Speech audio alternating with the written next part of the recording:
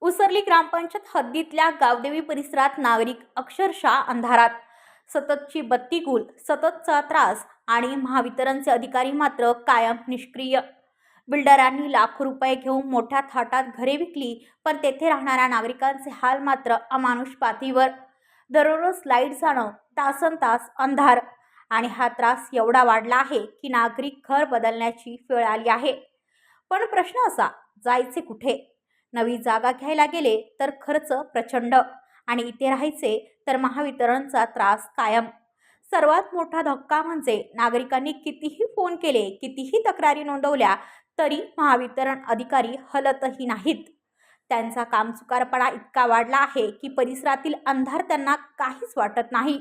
अनेक वर्षांपासून हा प्रश्न प्रलंबित. महावितरणला माहीत असूनही कोणताही ठोस उपाय नाही. मग असा प्रश्न, बिल्डिंगला परवानग्या निघतात कशा? महावितरणने डोळे झाकलेत का? गावदेवी परिसरातील नागरिकांची मागणी स्पष्ट आहे.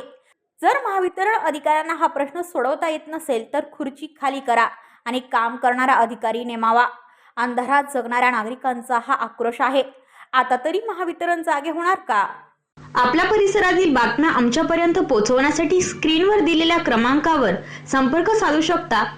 दूरध्वनी क्रमांक 8652414343.